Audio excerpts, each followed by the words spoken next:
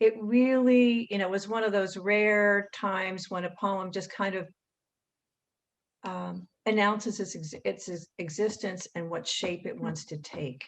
Um, I don't think it was real deliberate, the spacing. Mhm. There were some constraints that I put on it on the page, but for the most part, I think this is how the poem wanted to appear.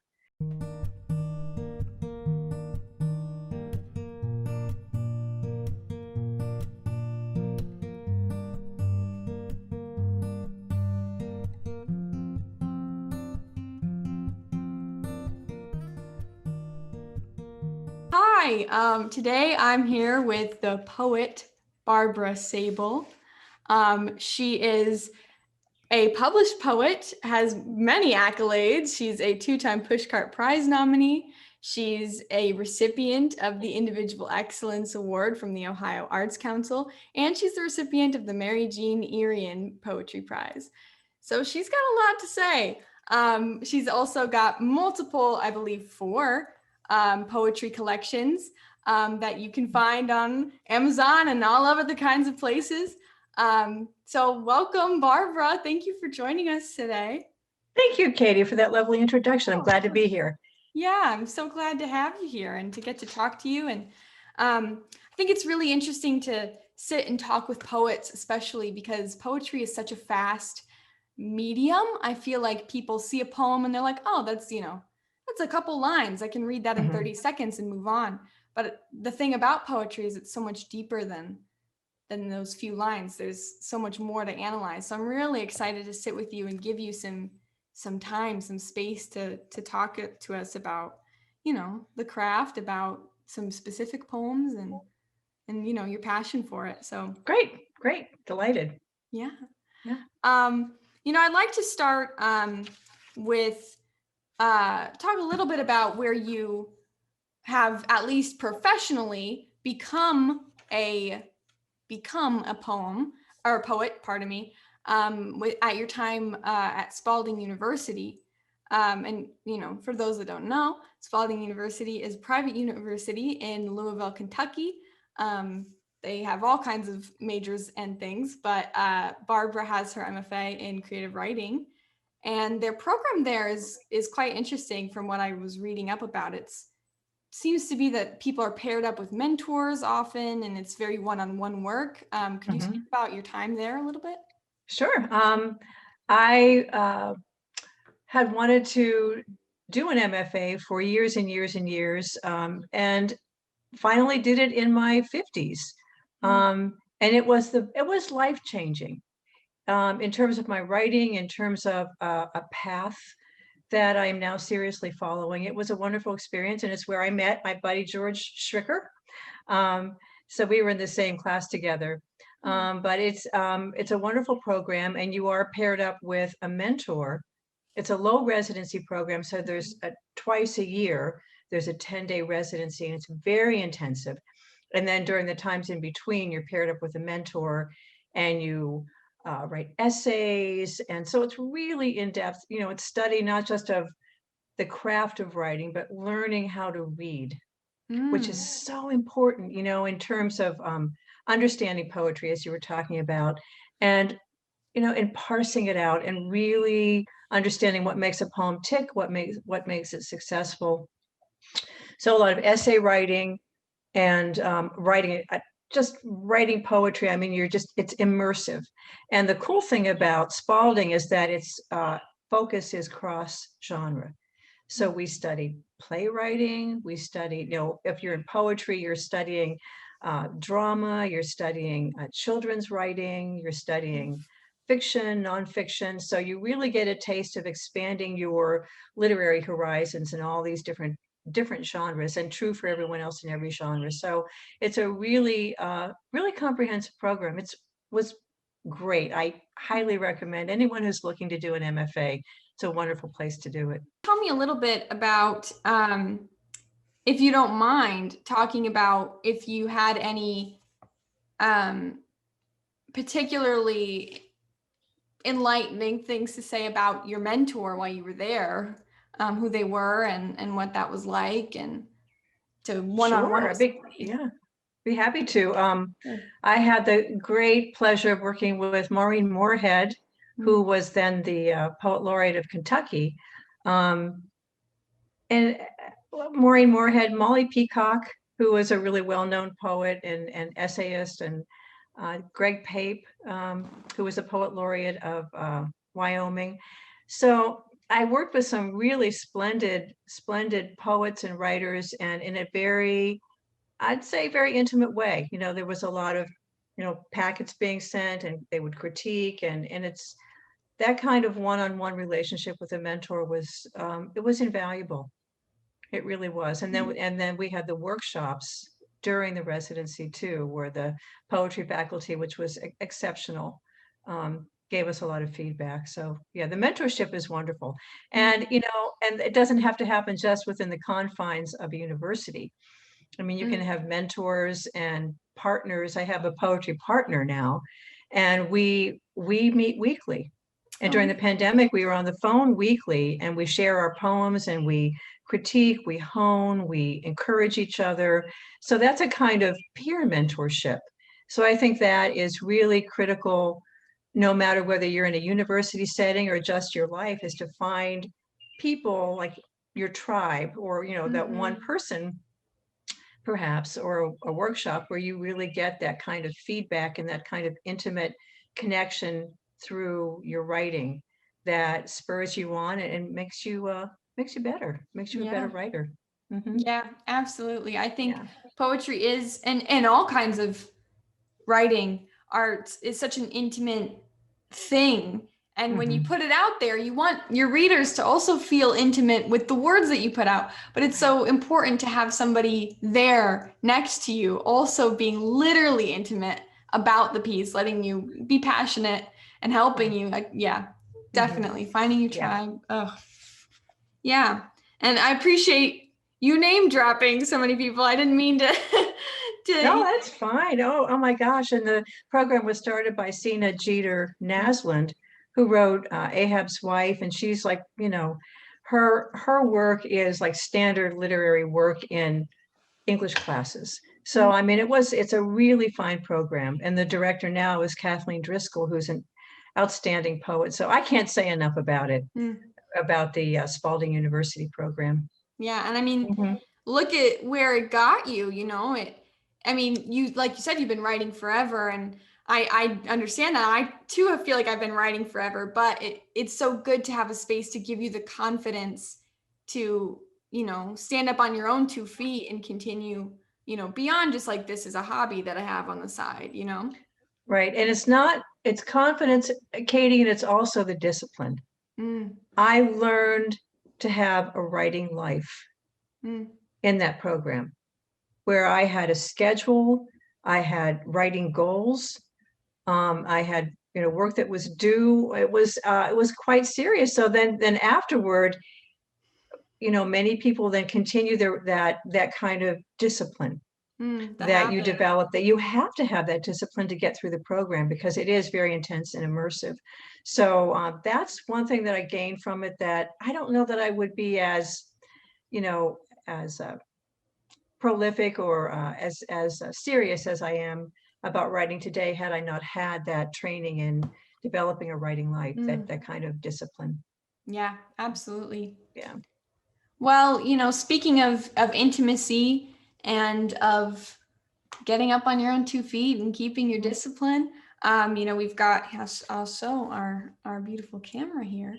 We've got Solitary Spin, one of her wonderful collections. I really just felt so connected to so many different parts and puzzles of this collection, which I can't say that I was expecting to. I can't say that I wasn't expecting to. I was just kind of like, well, every poet is so different. I never feel secure comparing poets, because everybody's so different and everybody has their own style to it. And I really did just feel so connected to so much of it. Oh, that's great. I love hearing that. Thanks. Of course. Yeah. Yeah. And I'm not just saying it to be a kind interviewer. I mean it. But, we've got a poem in here, Where She Stops. How do you feel about about reading it for us? Sure. Great. I'd love to read it. Let me just say one quick word about it prior to. The poems in this book, one of the main themes is the idea of an imaginary twin, possibly imaginary twin. And it's based on this phenomenon of the vanished twin syndrome, whereby early in a pregnancy, when there are twins, that one of them doesn't survive, and the cells of that fetus are absorbed by the surviving twin.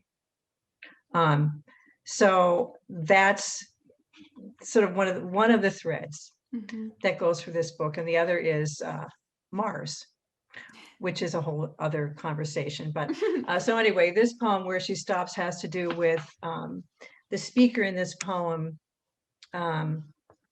talking about her, twin, real or not. Where She Stops.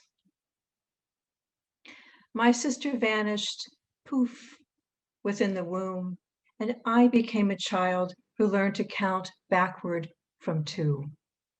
Drawn to the twinning of shape and matter, I would walk through the sleeping house and turn on one light, then another, say, 2 lights. In the morning, 2 halves of a peach on the cutting board. By the kitchen door, 1 pair of kicked off high tops. My own bare feet on the cold linoleum. Sisters, the brief synchronous bellowing of our miniature lungs. In time, I grasped the notion of 1, single shadow pitching above the hopscotch court, last slant of day through the window. My likeness in the pain. Advancing to naught, solitary placeholder, nil value that I learned to attach to 02, 01, and so on. We were taught that 0 times 1 always equals 0, rounder than a compass tracing, goose egg, portal, socket, hollow. Do your math, said the nun. Oh, circle of light, peeping hole, beam, 2 small hands at its globed seam. Round and round she goes, she goes. Oh, so many snaps for that. Thank you. Thanks. Yeah, of course. Oh, that poem is so visceral. I think it captures you immediately, and you see that the initial title, and one thing that's interesting about poetry is sometimes the title tells you exactly what's going to happen, and sometimes it just gives you a little glimmer of some piece of something for you to latch onto. And Where She Stops, that's you've got the double meaning there of where the young girl who is alive stops at the very end, and where the twin stops. Right. And it goes back to that riddle. Where she stops, nobody knows. Round and round she goes. Where she stops, nobody knows. So, yeah. So that is a pretty central poem in terms of the theme of the book. So I'm glad you asked for that one. Thanks. Yeah, of course. Yeah, I think there's, I'll put a picture of the actual poem up so people can see the structure of it. I was grabbed by that when I reread it, because the stanzas are, sometimes they're single lines, sometimes they're, a couplet or what have you. But I found that the space on the page, so much of it is white space, so much of it is the feeling of silence, the visual feeling of silence. I felt like that just added to this loss, this intense feeling for this young girl and his family, Thanks. Yeah. Talk to me a little bit about crafting a poem like this that's so, not to use intimate again, but so intimate and so raw, and what that process is like, digging deep in that kind of way.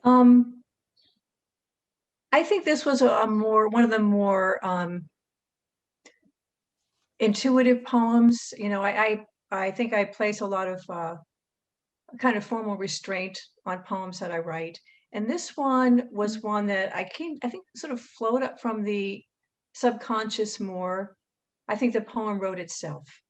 So I didn't say, let's see, I'm going to put a lot of white space. I'm going to make this a single line. It really, was one of those rare times when a poem just kind of announces its existence and what shape it wants to take. So I don't think it was real deliberate, the spacing. There were some constraints that I put on it on the page, but for the most part, I think this is how the poem wanted to appear. And then there are more associative leaps, like with, doing the math, the not spelled N-A-U-G-H-T, which is how we used to say zero, and then the none, and the math class, and then the one, and then, so I think there were some associative leaps that, had I been really deliberate about being clever, that I would not have come up with. So I think that's one of the times when you have to, well, many times, I think that we need to let, whether it's music or whatever it is you're creating, art, to let the work guide the hand. Let the work say where it wants to go and how it wants to be shaped. And it's hard to do, because you want to create, something that's really stellar, and you have this idea in mind. I want to write a sonnet or whatever, but the poem, the impulse might be going in a different direction. I think we have to learn to just let go and let it go where it wants to. Absolutely. I think, I'd like to talk to you a little bit about, I don't want to say poetry theory, because that sounds a little academic. Yeah. But I'd like to talk about the dichotomy that you started talking about between writing poetry, and how so often, not all the time, but so often, writers feel the need, or poets feel the need, to follow the rules of poetry, and make sure that my stanzas have X amount of syllables in them, make sure I'm following this form or that form, versus just letting it be free verse, if you will, or whatever it needs to be. Where do you feel like you lie in following the rules or not following the rules of poetry? I think I'm in some gray area between those two, because I love formal poetry, and it's one thing I learned at Spalding. So in my newest book, there's a lot of poetry in form. There are sestinas and villanelles and triolets and sonnets, and I really love the challenge of, like with a sestina, you have an end word, you have 6 lines, I'm sure you know this, per stanza, and then your end words keep repeating in different order, and it's such a challenge. And the cool thing is that you end up writing something that you would not have written otherwise, because you're, I want to say confined, but you're guided to a certain a form and an expectation about a repetition pattern in this instance.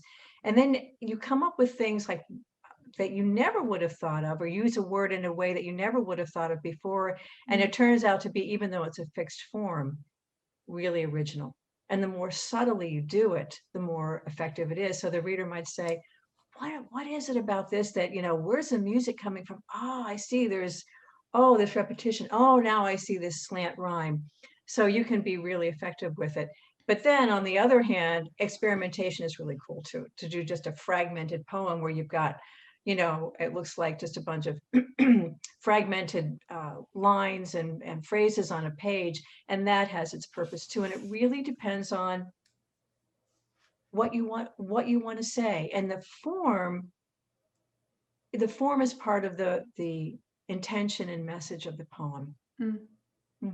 So if you've got a poem that is about distress or shock, maybe a fragmented form is more appropriate, and or something that's a really quiet kind of mood, you might want a sonnet, or you might want triolet, where there's repetition, but there's a softness about, and a music about it. So it really depends on the intention and the effect that you want to have, and the voice that you put. There's so much, there's so much that goes into making those decisions. And also, I think we need to be really flexible as writers, so that if you try to force a poem into a sonnet form and it's just not working, that's not what's meant to be. And I say, scratch it and start over. Get your best lines, your best words, and try something very different. And I think revision can be radical. If you really want to talk about, something, or you have a line or an image that you want to really develop, or an idea that you want to enact. I think you really have to work on revision, and sometimes it's an extreme. So, and that's a long-winded answer to your question. I'm all over the place with free verse, fixed verse. Well, that takes us into kind of your love of, or more recent love of Eastern poetry types, mainly Japanese poetry, right. Which is very compelling because, while our Western types of fixed verse has its rules, has its, rhymes here, rhyme there, these many in this line, or whatever. I feel that Eastern poetry especially is so fixated on being succinct, but beautiful, and having everything be compact. How did you, of course, I feel like everybody knows what a haiku is, and I think we've all dabbled in a haiku, but there's haibun and tankas that you've told me about a little bit. How did you find all that and find a passion for it?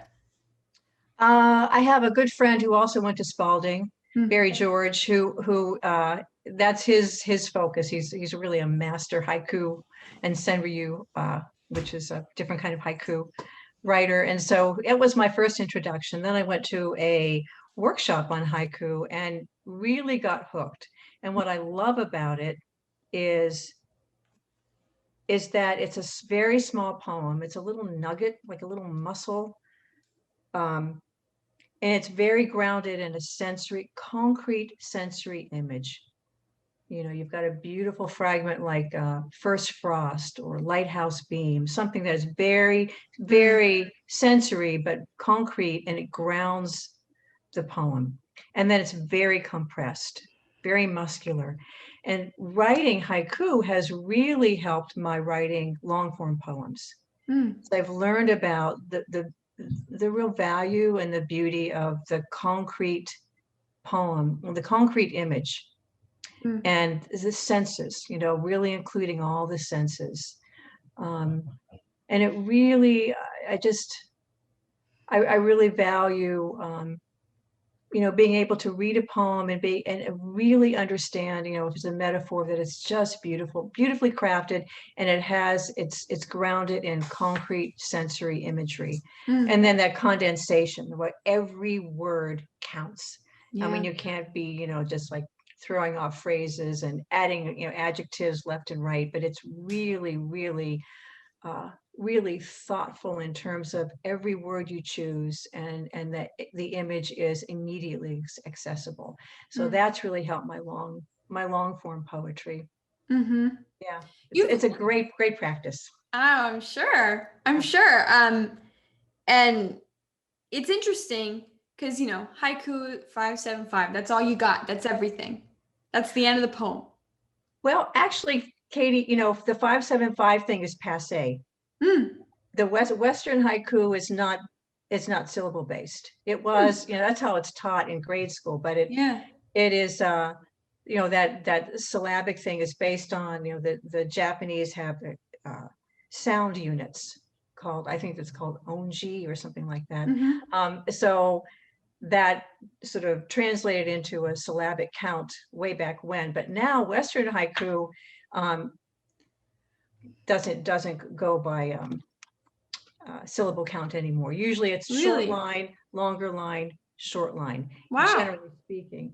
But you can have a monoku where it's all one line. You can have two lines. It really has kind of blown open in terms of it's got some guidelines and Mm-hmm. some rules, well, or guidelines, not really rules, Mm. but it's much more liberal than I think common conception about the 575. That's out the window. Mm. Mm. Thankfully, otherwise I wouldn't be writing it.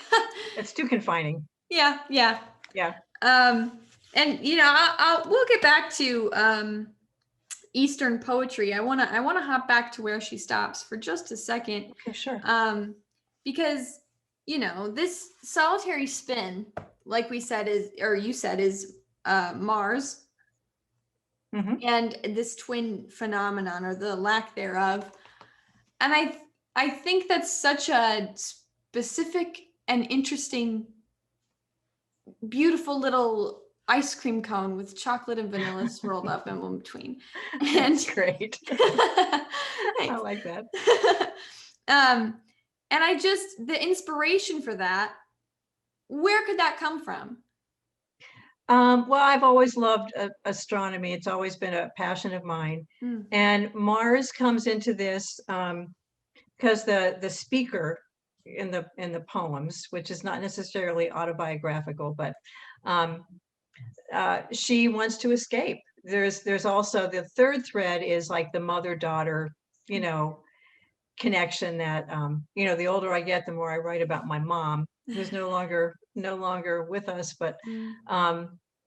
the difficult mother-daughter things. And there's like this longing for another world, to be on another planet, and Mars comes into the picture. And also there's a female astronomer from the 16th century that I really admire. So that comes into it too. And that opens the book, Fields of Haveen, about Tycho Brahe's sister, Sophia. So there's this escape plan, it's all fantasy. It's like the ultimate running away from home fantasy, escaping to Mars. And it's the self and the other self, comes into this a lot too, with the twinning, and then the being on Earth, but also being somewhere in space as a coping mechanism. So there are a lot of layers to that Mars piece. And there's a lot of moon and stars imagery and Mars and planetary things going on in the book that have to do with the speaker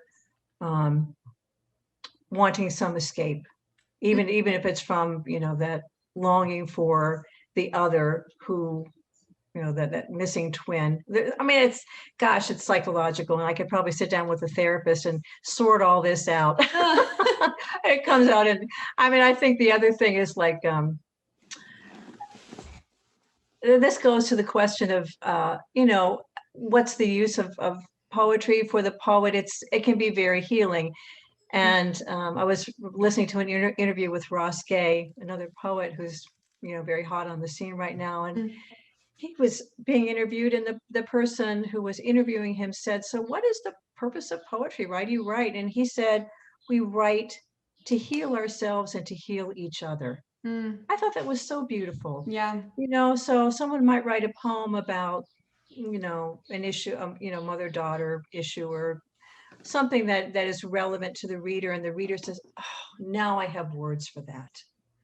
Now I understand that. Now I get that sadness." And there's a metaphor that just helps me make sense of it. I mean, that's it's that healing part, and that the digging. You take that risk by when you write a poem that's personal, of digging, and then feeling some ouchiness, but and then you share that, and people who read it say, "Whew, I feel that," or now I makes me think of something in my own life. And when I read poetry that really hits me, it's beautifully crafted, and it has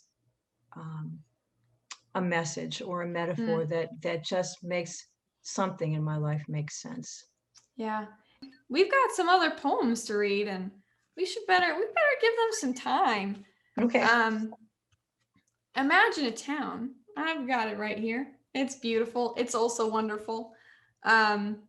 This one is so different tonally from Solitary Spin. Obviously, it tells a different story. It Mhm. has different arcs and has different. You say it's more structured, which I did find reading that. I find I'm from Plymouth. I don't know if you've ever been to Plymouth, but it's a very small town with not a whole lot going on. Um, so, reading through this, there was a lot that I went, oh yeah, I've been in this diner, or oh yeah, I know this guy. I really enjoyed the environment that you created, because of course I understand, imagine a small town of, whoever, wherever. But there's also, I feel, a universality, even if you're from a city or, from wherever. That's great. Thank you. Thank you for that feedback. That's what I was wanting, because America is a bunch of small towns, or wherever one is from. Doesn't have to be America. It's a small town, and when you leave it and come back, it's changed, and you're changed. And that's what we deal with, is the changes, and then in our environment, and then the changes in us. And that, we come to terms with that. And it's a big question of identity, Oh yeah. Yeah. The book is dedicated to the places that claim us. So it's your small town hometown, your big city home city, places that you've traveled, places that you've never been to but have always wanted to go, your spirit homes, a cathedral, and then the places inside of us. There's the external place, and then the place inside of us where we are when we are in those places. So I think place, and I think that's probably true for poetry through the ages, is a real driving impulse that wants to be explored in a poem. I'll tell you what, it's a really rainy day here in Akron. So I'll start with After One of Those Summer Rains. Beautiful. Okay. After one of those summer rains, quick and hard, odors of the district dogs lift from blades of grass, scented braille, chronicles of dominance, rolled newspaper, rabbits chased, nearly caught, juicy reports my dogs read, wrapped, slender muzzles pressed deep in a curbside patch. Though they've breathed in many variations on these themes, one never tires of one's own history. Sensitive brutes. I imagine the part they linger over longest is of a fellow lost, a cautionary saga about the follies of freedom. Here, I don't tug, saying, come on, come on. Each chapter matters, so they learn by heart which corner leads home, except now, noses lift to a wet breeze, streaming over hedge and hoods of passing cars, a fresh account that holds us even longer out in the ordinary evening air. Snaps again. Wow. Those snaps. Thank you for those snaps. And this kind of goes to and I'm sure I don't have to explain this, the fact of the extraordinary in the ordinary. There's just an ordinary walk, but there's so much to take in, especially in the summer. Yes. I find that especially with the sunset, when you're out in the country and there's fields and you can see everything. Yeah. Oh, it's just a sunset. You see it every night. Yeah. Well, yeah, we talk about the extraordinary versus the ordinary and how they are often sometimes the same thing. We already talked about inspiration a little bit, but is this the kind of poem that you're sitting on the porch and you can smell the rain on the pavement and you're like, oh, I got a poem for this? Absolutely. I wrote this in my head walking the dogs, after one of those summer rains, and how everything is this, the world is saturated in color and smell. I mean, it's like alive, sensory wise. And then the dogs, oh my gosh. I mean, talk about, intense sensory experiences. So, so this really came to me as I was walking the dogs. And I think, I know you write also, I don't know about you, but when I'm walking, That's a really great time where just lines occur, and if you're attentive to what's going on, like my desk is right in front of a window that looks out to the street, um, and I get all sorts of ideas just looking out and watching the birds or the neighbors or the kids skateboarding or whatever it might be. So I think it's just being attentive and then taking in that sensory stimulation, and walking and being outside, I think is a good source of that. Yeah. Yeah. I'm a pacer. So if you see my brain too cluttered, I'll just be all around the house, back and forth, and then I'll Yeah. start. Okay, we're back. Yeah. Yeah. I think that's right. I think movement kind of gets things churning. For sure. Absolutely. I mean, and Yeah. it also means that you're away from a phone, you're away from, so many ideas all at once, and you're back to, okay, here are the material things around me. These are the sensory things I'm experiencing, and then you're back. Right. I'm looking at, this is something I do want to talk about. I want to talk about the concept of honesty, and whether that's blunt honesty or honesty under a metaphor or under the surface. I feel like when you read a broad group of poetry, especially, I'm reading a lot of collegiate young kid poetry, and they're, like me, finding their voice and figuring out what they like. You find this broad people who are mostly like myself, very blunt in their honesty. They say it sometimes no metaphor, sometimes no adjective. This is how it is. Or, the honesty is very, very deep underneath all the layers that you have to find. How do you feel in your own life and in your own poetic journey, voice, that honesty plays a role? That's such an interesting question, Katie.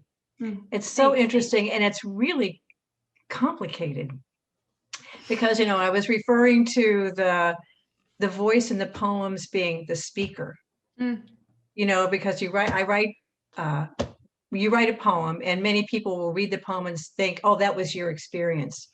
Yes. I've written experience about children. I've never had children, but I can imagine what it would be like. I was someone's child. I can imagine what it would be like, or I have a friend who was a child. So one could say that if you write about something that you have not experienced, as if you had, that it's dishonest. But I think that the speaker in the poem is not the poet. And I think there's a misconception about that. For example, Solitary Spin, I wrote that, and there's some poems in there about alcoholism in my family, and and the speaker's family, and I gave it to a copy to my cousin, and I think she was, she said, well, that's interesting. And I wanted to say, this is not really what happened. There's an emotional truth and a literal truth. And as long as you are authentic about the emotional truth of what you're writing, it's honest. But it doesn't have to be literal. If it's literal, it's boring, or sometimes it can be outlandish if it's literal. Sometimes you have to tone down the truth but it's still, or you tone down the event, the details. But as long as you have the emotional truth is there of what you want to say, I think that covers it. Yeah. And I think that, you have to sometimes remind people this didn't happen to me. But this, I have a poem called My Mother Was a Human Cannonball. Of course, she was not a human cannonball. She was never in the circus. But that's a metaphor, for, another kind of experience with her. So I think that people have to kind of read between the lines sometimes. And I think, I don't know if I answered your question completely, but I think that there's a kind of poetry and a kind of writing where, you say what you feel, no holds barred, and so be it, if someone is offended. And, you might want to, have step a little carefully, but I know some poets who really just they use words that I would not use. I would not use the F word in a poem. I just wouldn't. And someone else might, and that's okay. And I think that if that relays what you need to say if it's an extreme thing and you feel like that poem needs that it's justified, then I'd say go for it. It's not my style, but I'm not offended by it, Right. Yeah. Well, we've got one more poem in here that I would personally love to hear. Okay. The Magdalene at the Cleveland Museum of Art. Among the treasures of heaven, the carved sarcophagi, mummified fingers of martyrs, their last agonal gestures, a tooth from Mary of Magdala, pearly incisor laid on a pillow of crimson silk. There is no statue of her to kneel before in any Catholic church, no image of her radiance on any devotional card. Yet here, next to the splintered remnants of St. John's true cross, this vestige from the mouth that discovered the artless Lexus of love with a man she believed could save her.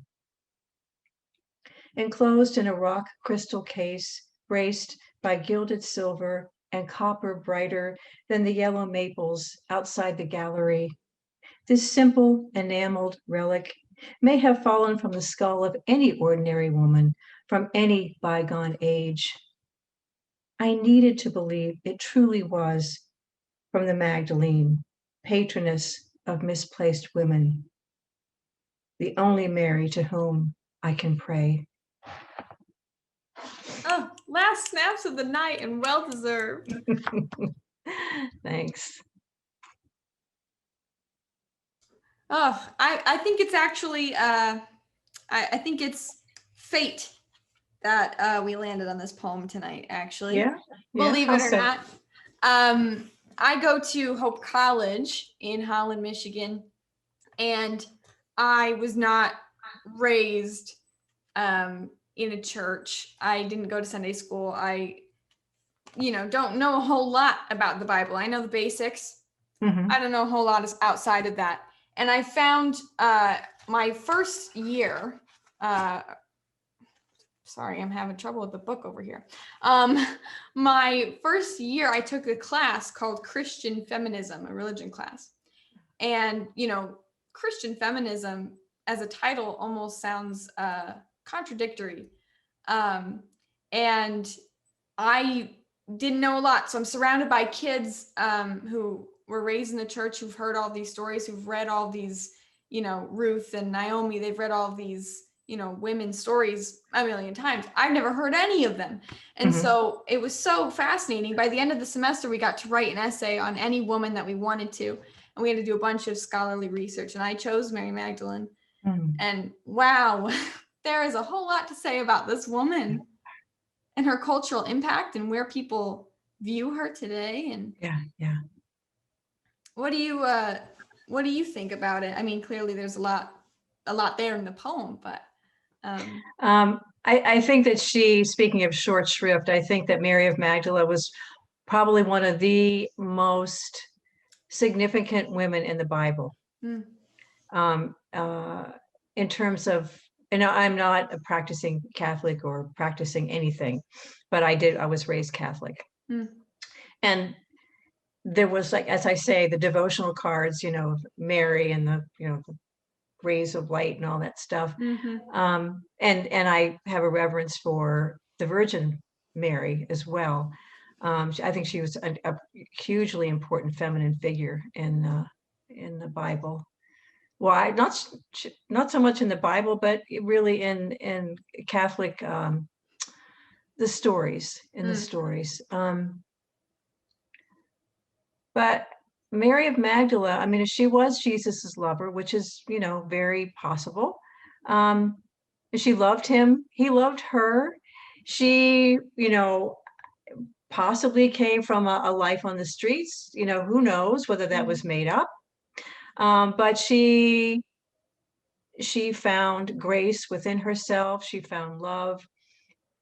She was just integral to the whole Jesus story. Mm-hmm. And I think that the fact that she was, as I say in the poem, there's no real respect for her, and she was a misplaced woman in terms of Mm-hmm. history, and I think so many of us can relate to that. Yeah.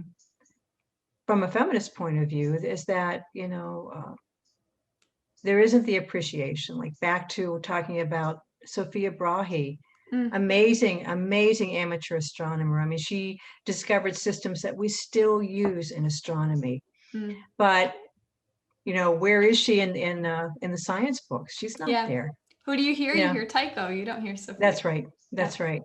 So yeah, so I have trouble praying to anyone, but if I pray to anyone, it's to Mary or Jesus's mother, or Mary Magdala, for walking a path that was difficult to walk, and finding her own inner grace and Mm. surviving. Yeah. So anyway, I hadn't really put that in words, Katy. So I hadn't really thought about that, but I do have a sort of fascination and a real respect for her, Mm. partly because she's so left out, yet so integral to the story. You have a degree in communication disorders, Mm-hmm. and you are a speech pathologist. Mm-hmm. Do you think that all of this work and all of this exterior knowledge affects your poetry and your writing and how you see the world? I do, maybe not directly, but being a speech pathologist, and I worked with people who had strokes, so I worked with adults, more, the neuro element of speech pathology. And so I think that the patterns of speech, that there are different patterns of speech. It can be staccato, it can be fluid. I think that I have a hyper awareness about speech patterns, and certainly about voice, which is kind of almost a professional hazard. Sometimes I'll hear a voice and think, I could help that person.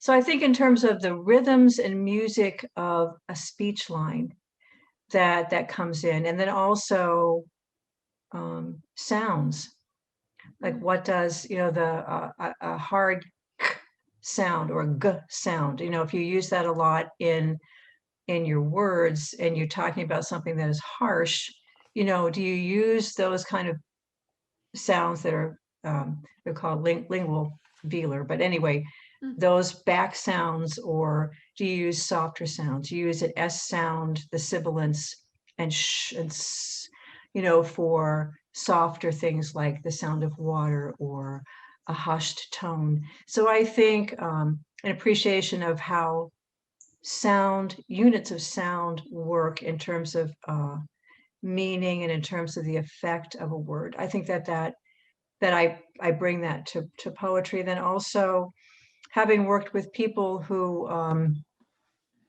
lost their speech. I mean, and then they might get out one or two words, and they might use really interesting ways, if they can't think of the word they want to say, really interesting ways of talking about that thing that they can't think of. Like if they want to say light or lamp, and the word finding problems after a stroke, you just can't think of it. They might say the glow in a room that comes from the corner, or something like that. Oh, a lamp is what you're talking about. So there are ways of circumlocuting the name of something that is a strategy for someone who's had a stroke. And I was like, wow, that was ingenious how you communicated that without being able to think of the word. You came up with this really ingenious and really actually beautiful way to say lamp when you couldn't think of the word lamp.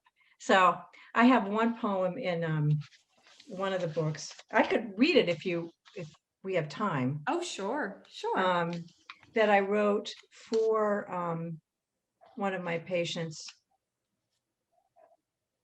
a young woman who had a stroke. This is called Hushed, Mm. and this is for someone named Annie. And this is what I'm talking about. Some days, the blossoming sweet bay suggests the Chesapeake, and her girlhood lifts like the call of gulls laughing across wide water, this far inland. On such days, she is parched from the dry scrabble of sounds, cluck and scratch of chickens in the clay earth. Since the day her brain gasped for oxygen, the blind weight of her tongue gropes for sound, clappers swinging mid-air, no bell lip to catch it, scratch and cluck, dust in the mouth. When winter stars lodge in the evergreens, she chokes on each point of star. Once she could have said exquisite, and this would have been said so easily, a sigh of syllables. She could have said, come outside, my love, look at the sky. And they might have stood watching the light pulse through the quilled branches with no need of speech, the perfect words roosting on her tongue. So I wrote this for a young, for a young woman who could say almost nothing after her stroke, but the cognition was present. Mm. So she knew that she would wanted to say exquisite or star, but she didn't have the coordination in the muscles of speech to do so. Mm. So I mean, it's I can't imagine. Right. Yeah. Ugh. But anyway, so yeah, so to your question, so speech pathology really has, it really has influenced how I think about the speech line in a poem, or about different ways, metaphors and similes, different ways of saying something without saying a word.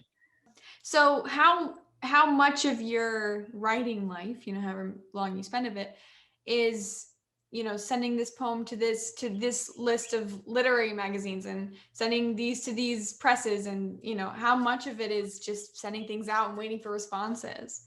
It's a big part. Mm. It's a big part. Yeah. I send out a lot, probably once a week. Mm. At least once every 2 weeks, I send a group of poems out.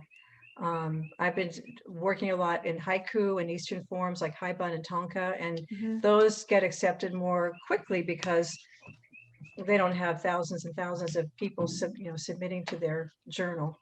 Right. It's unique.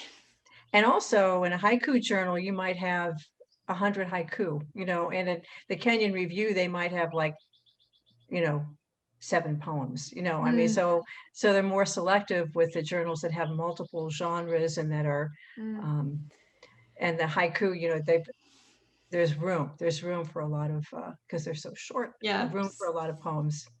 Yeah. So I'm buoyed up by the acceptances with the haiku and the tonka. They sort of buffer the impact of the rejections Yeah. that I might get from the journals, from the more literary journals, or I shouldn't say more literary, but the journals that take long form poetry. Right. I've got one last question, and forgive me if this is a big question to ask, but I think you might have an interesting answer. Okay. You say that you started writing when you were young. Mhm. I want to know about when it was that passion, or that flutter of your heart, or what have you, first hit you.